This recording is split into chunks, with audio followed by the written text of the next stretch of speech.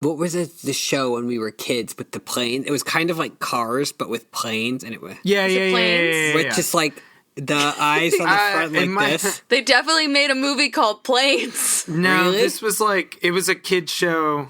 Oh, was it like associated with Thomas the Tank Engine? Maybe. It felt like a bad version of that. Wait. JJ the Jet. Yes, that! It was Yeah. very creepy. They all looked like haunted babies. Yes. Yes. And it was like that era of animation where there was absolutely no soul behind the eyes. Yeah. In 1996, Scholastic began publishing Animorphs. Over the next 6 years, Catherine Applegate and her husband, Michael Grant, under the pseudonym K.A. Applegate, produced 54 main series books, several spin-offs, and inspired a TV series, graphic novels, and a cult following. We can't tell you where we live. We can't even tell you our last names. But we can tell you our thoughts and feelings on this series, book by book. I'm Miranda. I'm Eddie. And I'm Chris. And we are the Anidorks.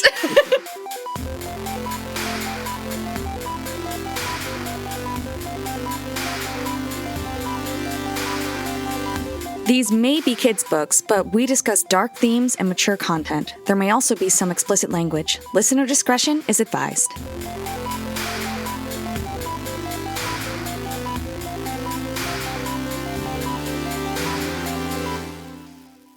So, you guys, We're back. Where were we? we're back. Chronicles. I wanna pick up. I wanna do some light overlapping. Would you guys be? I'm totally down fine to, with that. Where do you want to start from? Chapter 12. I was thinking like roll out of chapter 12. I don't remember where in chapter 12 we tapered off, but I just like I reread and I wasn't sure where we left off, so I like went back and I covered more than I had to. But in reading this again for the fourth time, This is the fifth and last time. Okay. But this is insanely brutal. Like, this is like them defeating the Taxons and Hork-Bajir. the badly Alloran- wounded Hork-Bajir. They're not dead. Badly wounded. And we talked, I think we were all focusing on like the weird romance between him and Lauren. That's fair. But, like, what happens immediately after the weird Lauren romance is something even weirder, which is that they then cram all the bodies into the cargo hold with the still living people. Like, it's, like, insanely inhumane. They do that. They don't, like, it's They're no mostly delineation between unconscious. corpse and living. Yeah. Yeah, But there are like, some dead people. You don't think it's a healing cargo hold? Not based on what we see in a few minutes. it just disturbed me. Like, it disturbed me. It disturbed me how quickly it happens, and then they go back in to get the Taxons so that they can do their plan. Because their plan now, have they even discussed their plan? Their plan is to go get the Time Matrix, which is landed in the Skritna ship on the surface of the Taxon John. Right, so they have hijacked this ship to fight people and get Taxon John, so that they can land without landing in his wife, which is The they're on Jahar. now, the Yeah. Jahar. Which yeah. So when I was reading this, you just mentioned the script now, so I'm saying this even though I'm jumping way ahead. I love the script now. Like ever since we talked about them, and I thought about the fact that they just go into their little cocoons wherever they're, even the most inconvenient places when they're ready to go there, they can't anticipate it at all. I love them, but yeah. So they are. When you think about the fact that these badly wounded Hork-Bajir, who I'm guessing are like bleeding out, and they're suffering. I think they're doing it because they're Yeerked, right? They're controllers, but the actual host has to experience that pain too. So they are just, it's like there's no reason to keep them alive because they are going to die in that cargo hold. And Yeah, that does seem to be the case, especially given what we know they know about living taxons near dying things. Yeah, like it's a death sentence that they've. It's like it's true, inhumane treatment. that's a good point. Yeah. Yes. Yeah. Yeah. And I think that's just what struck me, and it especially struck me in like in this next scene where they go to acquire the Taxon DNA. They turn on the lights. This is chapter 12, I believe. Yeah. Chapter 12, they go into the cargo hold, they turn on the lights, and they reveal that this is Taxon transport ship, and there are these aquarium, fish tanks wall to wall, looking like the grossest screensaver you've ever seen, of just little wormy boys squirming around in what Yeerky boys, and I assume the liquid looks like soft soap. I've decided that it looks like gray soft soap. Oh, it's gray soft soap, not pink. Yeah. But so that's what I'm envisioning, and then immediately Alloran is like, we are going to dump these Yeerks into space. We're just going to kill them all right now. Just going to flush them. And the thing that's interesting to me about that is that, I don't even know where I land anymore, because the brutality of having dealt with quasi-hominid creatures and cramming them into a cargo bay, and then this is where... I understand that reflex is reflex, and it's borderline self-defense. It's not self-defense. They boarded the ship. But, I understand that there's mental gymnastics they can do to, do the thing. But I don't really understand not dumping. Right, because what happens is Alloran's like, flush them, and Elfangor's like, they are totally helpless. They don't have hosts. They can't do anything. And why would I do that? There are prisoners. We can't just murder prisoners. Yeah. And Alloran gets the badass line, but you are here to learn, not to question orders. And one of the things you'll learn, my idealistic heiress, is that war is not about striking brave poses and playing the hero. War is about killing.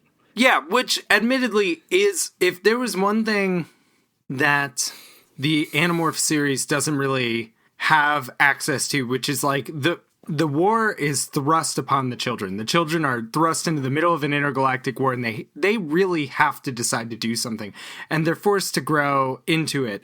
Whereas this was Elfangor was raised in a society that was generating a war machine that was Elfangor. He was raised to be a warrior, yeah. Exactly. But he was also being taught, or at least it would seem, that Andalites don't do war crimes. Mm-hmm. Andalites don't kill prisoners, he says, and Alloran laughs and is like, they teach you that in your little nerd school, and finally Elfangor puts his foot down and does what a lot of people struggle to do. And you're right, his hoof down. What a lot of people, he does what people struggle to do, which is to say, okay, fine, I don't care. It's not about Andalites don't do this, or I was just following orders. I'm not doing this. Yeah. I'm not going to do it. Because what Alloran's basically accusing him of is posturing, it's performative, and it's not for Elfangor, and he proves that because he doubles down on it. He has a principle on this. Yeah. But he just killed 2 Hork-Bajir, and yes, that was a fight, but it was a fight they started. And not to mention the treatment of those prisoners. Yeah. Yeah, and he is choosing to hold this line on the first race. Well, after this book, it's the only race, the Yeerks, that are not presented as, the Yeerks are the only unambiguously evil race that we've seen. We've never met a rebellious Yeerk who's going against the Yeerk army or anything. We do see that with... Except for the one who loved Durain. True, that's true, actually. Yeah, that was the one case. That was the one case. He was still kind of an asshole, but... yeah, was, and honestly, you know what? even now, for at least part 1 of this book, we do believe that about the taxons. Yes, more or exactly, less. Yeah. Right. Which is part of why it was if we throw the 2 taxons in there while they're still alive but bleeding, yeah, we know they will eat each other, but it's not like we made them do it. Yeah, I think I'm having a struggle with I don't know, maybe it's maybe in a way KA trusts her audience more than I do, but to keep hammering that Taxons are completely just straight up evil. And I know as I've read on that will get complicated potentially. I don't know. Mm-hmm. Let's keep reading. Maybe I'll be proved wrong. But to have read 13 and a half books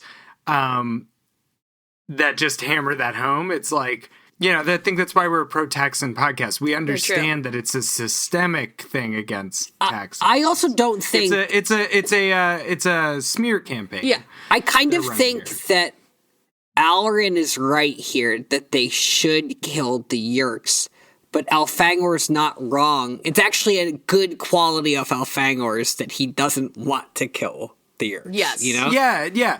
I would say, like, Alloran undid his ability to convince anyone. Yes. He, flew off the handle, and he is obviously doing it for the wrong reasons, and that's true. So, in that regard, this is a complicated scene, and I don't think it's so easy as just, flush the Yeerks. Alloran is a genuine creep. That seems true, for sure. Yeah. And not in the fun way like Visser 3. He's not a target. Well, he really grew into it. Once he got in the role. Let me make it clear, okay? Alloran is a creep. Visser 3 is a sicko. And sickos are fun. Yeah, that's I like this distinction. I want to explore it more as we So what would a sicko have done here instead of a creep like Alloran? Well, a sicko, I know a sicko. Like, Visser 3 would have just flipped whatever switch was there and released. Like, he wouldn't have waited. And then he would have gotten excited about it. He'd have given a whole speech to him, like, I can't believe you're so soft that you, you silly, blah, blah, blah, blah, blah. And then he'd be like, you fool, you didn't even notice that I pushed the button 5 minutes ago. That's true. Yeah. And maybe that's what Alloran gets from, God damn it, what's his Yeerk's name? Visser 3. He's like sub Visser 7. But, what's his actual name? We have Temrash. Oh, yeah, we don't have a pool name for him, do we? Yeah, that's what I'm saying. Yeah, is Temrash the one who infested Jake? Yes. No, that's... And Tom? I thought that was Innis. Innis 226 is Chapman, right? That's Chapman, yeah. Then Temrash 114 has to be Tom's. Those are the only two Yeerks we know by name, aren't they?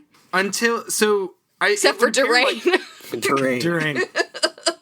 It would appear that, once you hit sub-Visser, your title becomes your life, I guess. Yeah, that seems to be sort of like how, in England, I guess you could still do it, but in the past, people who had landed titles were referred to by the name of their land. It's like, this is Chester. And it's like, oh, that's a lovely name. And he's like, my name is James. That's a nice biblical name. I'm the Earl of Chester. Yes, exactly. Yes. But so if that changes hands, tomorrow Chester's a different dude. And you just have to roll with it. That's a good point. Just gotta, I whatever anybody wants, whatever makes them happy. All of this argument between Alloran and Elfangor is rendered moot because Arbon comes up with a pragmatic reason that trumps both arguments. It's just I don't think it would be wise to be dumping a ton of Yeerks into space. The heat signature alone would be enough to trip their sensors. Yeah, we're close enough to the Taxon homeworld right now that they would see if we flushed 10,000 Yeerks. Which I just have to say is that's a great middle management technique. It is. As someone who's been in a lot of awkward calls, having that skill to be well, you're both irrelevant. I don't care who's right or who's wrong. In this moment, you're irrelevant. Yeah. And I would like to end this call at 2:00 like we originally agreed.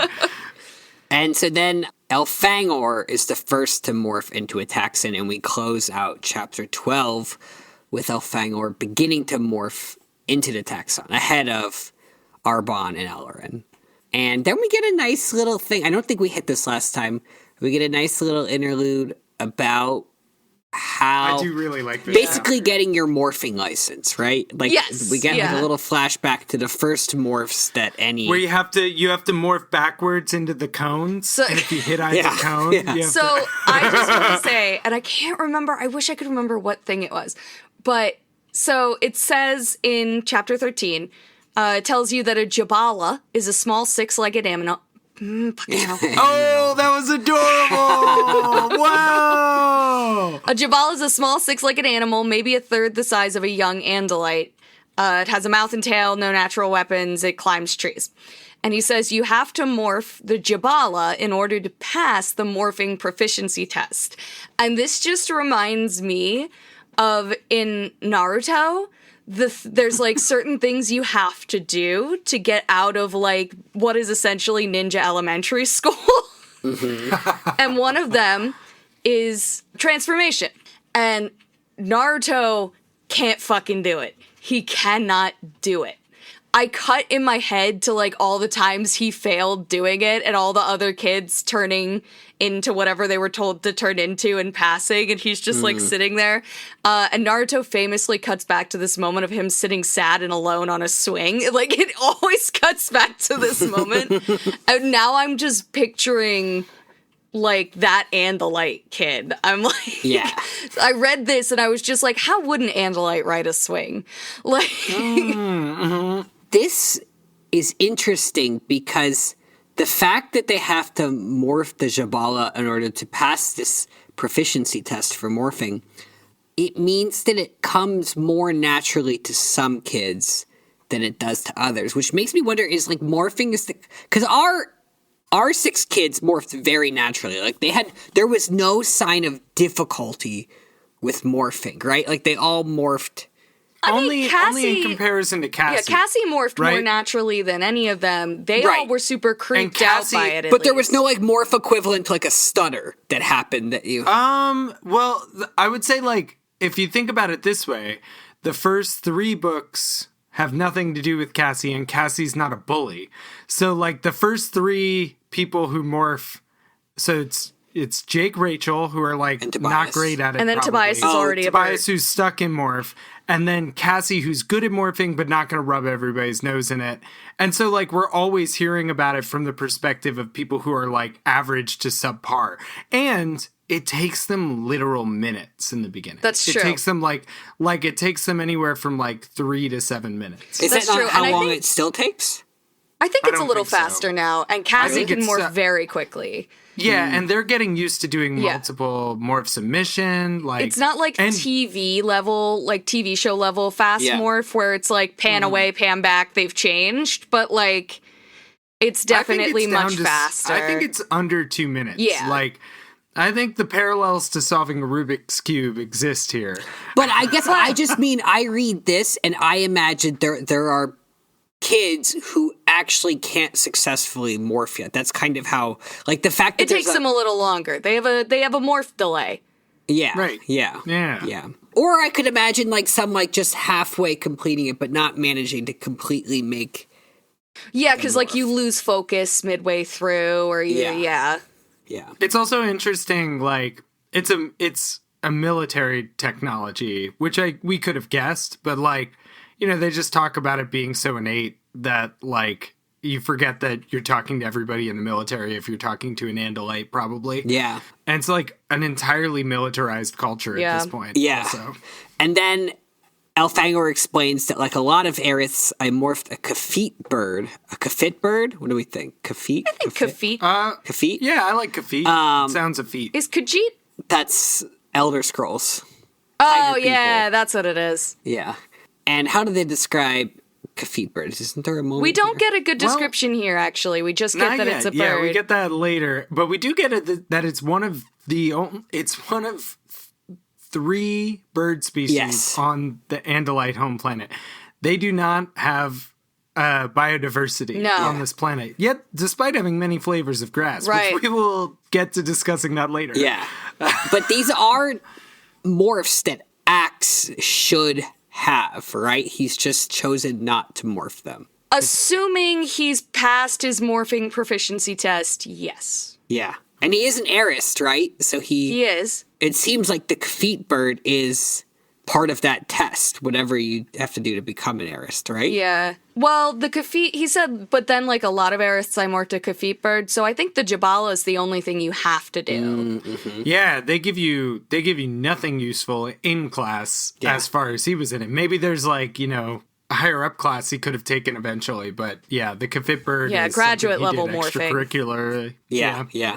So, those are the only 2 things he's ever morphed, and now he has to morph a taxon. And I know. How to be so lucky. 3rd time's the charm. So Let's cute. go.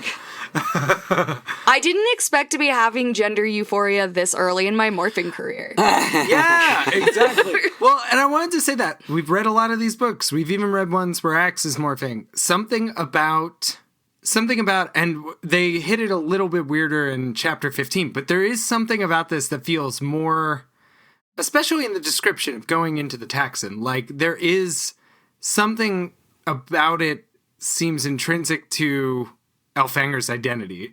It's like, and he even refers to like taking control of the Taxon as like reasserting his identity. Yes. Which is not language that I feel like the other kids use. Not they talk about the yeah. brain, they talk about like controlling the urges, controlling the instincts, sort of these like puberty metaphor things. The only time this is like the only time I feel like they've said something like that is the ants and referring Yeah. to being reborn. Yeah. Yes, And yes. maybe the But- termites. And Right. maybe you're Swarm. right that they're lying. That it makes perfect sense that they're throwing the Taxons under the trolley here. But like, I do think it's neat. There's some, and maybe maybe I'm mistaking it. I think No, I think you're probably right. But it is Yeah. possible that it's also, and I mean, as we will come to hear about the taxon, they have very strong instincts. And it's also possible that the instincts of the creatures that are chosen for low-level Arists to morph are deliberately, like, docile. So Elfangor morphs into the taxon. We get Miranda, you call it a negative all fours moment. Negative I all suggested fours. no fours moment. It's a His stomach hits the deck so hard. I think it's a many fours. Many but small force. Yes, But but for a small, moment there's small. no force. Yeah. Right, because the torso is like the legs aren't reaching the ground, and he just like gets the wind knocked out of him, falling on his stomach. But we do get the line that I think all three of us loved. I was rapidly becoming a fat worm. Oh, And then me too. one of my Me favorite too. my favorite bits of description, the process made a sound like wet cloth being dragged over gravel. That's when 10 feet of rippling, slimy segments rolled backward, engulfing my tail. I also like this, which is I could hear other organs I didn't even have a name for take their place being his initial organs, and I'm like, dude, if you opened me up today and showed me something, I'd be like, what's that? Like, I don't need to have a name for my organs. But I don't. I think that in all of our human morphs, like anytime like the Animorphs have been becoming other animals, we've always known exactly what organs. Like they would name them That's even true. if we would not. But when it's an Andalite, they're suddenly like, this is like the first of a few times where they're like, organs that were mysterious to me, like vanished from my body. And it's like, you were so advanced, you should have names for those organs, I think. Yeah. But, yeah. Not to mention, they don't mention how many hearts they have. It does come up later. But so he goes blind, then he learns how to see with compound eyes. We've seen this before. He Yeah, figures now out that- how to move his muscles. He learns what a mouth is, It's very cute. which is sucks. so Yeah. strange. He's like, it's something like smell.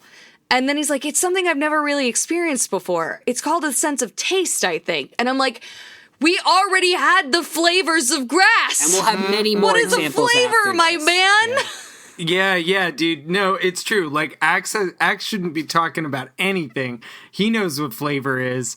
It's like, yeah. And if there's one thing that you'll take away from this book reading it, it's that taxons are hungry and they're going to start Oh my hitting God, it. I mean, they've already started hitting it, but they will not let you forget that taxons are hungry from this moment forward. Again, this is why I think we relate to them, because as creators, we understand the hustle. You know, you get out there and you're trying to get, like, these taxons are running around to each other, like being like, hey, listen to my demo tape. Like, hey, read this chapter I just wrote. Like, you know. He explains it in a way that reminds me of intrusive thoughts, honestly. Hunger is an intrusive Isn't thought. it? Because you can't not Yeah. think about it when it happens. Yeah. He says, have you ever felt in yourself some awful, evil urge? The urge to feed and gain sustenance and nourish your body? No. He says, some fugitive thought that you quickly snuffed out. Well, as I became fully taxon, I felt such a feeling, and it was not some faint wisp of thought, but a raging, screaming hunger. A hunger for anything living. A hunger for anything with a beating heart.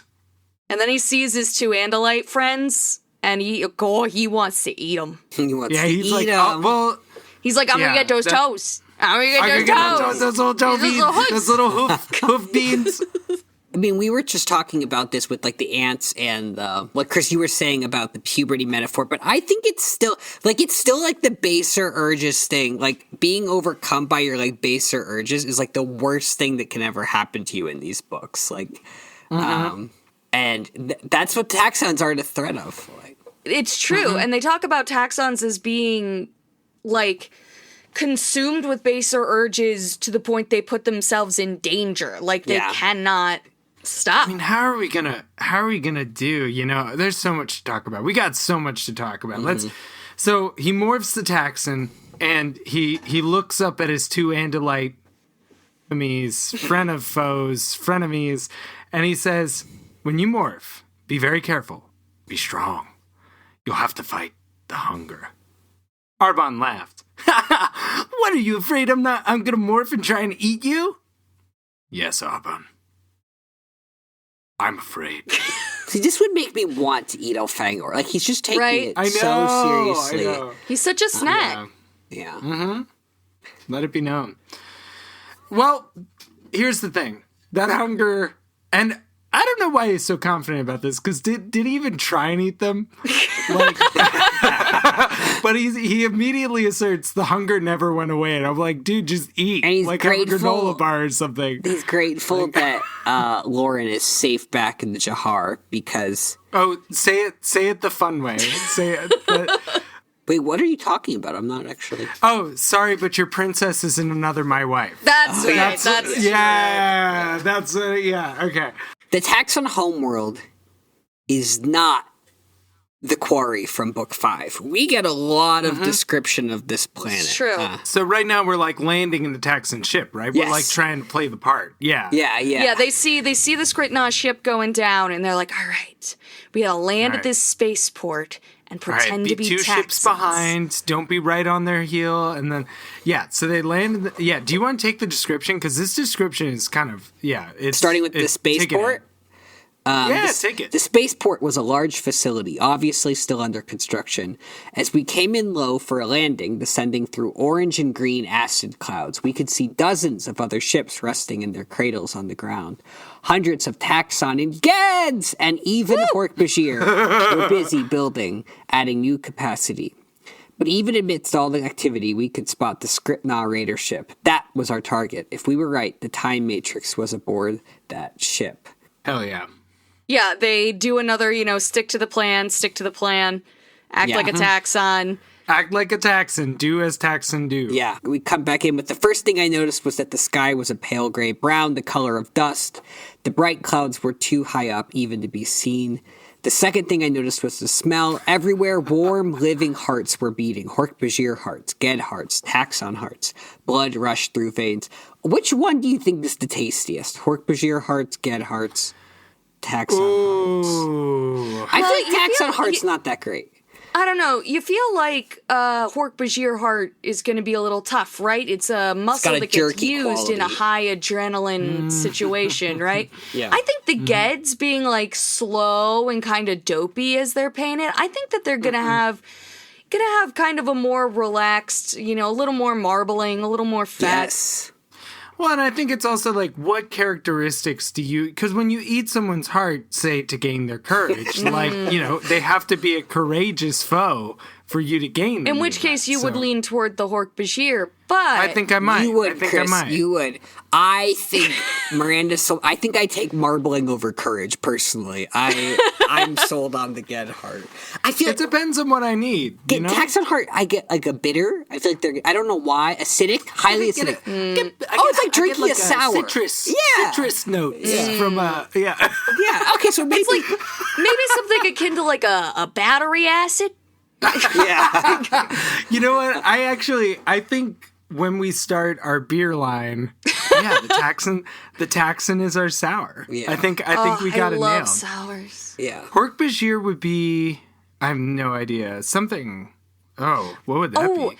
Their eyes look like cherry jello, right? It could be some sort of like dark cherry sour. Ooh, that's good. That's good. So maybe we just release one beer and it's Taxon flavored. Because I don't... Like, Ged's like, I don't know, an IPA or something. It doesn't sound great. Yeah, I feel like Taxon Visser could be 3 is like the most...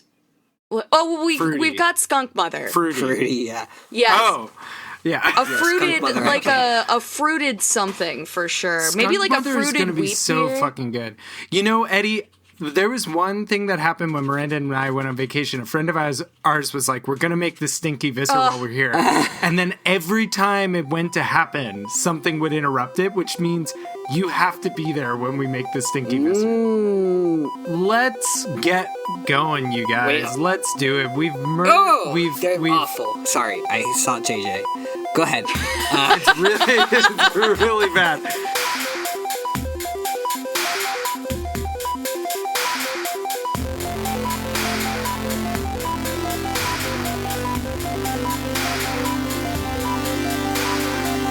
Thanks for listening to Anidorks. We'll be back soon with lots more to say. Until the Andalites return, or at least until next time. See you soon.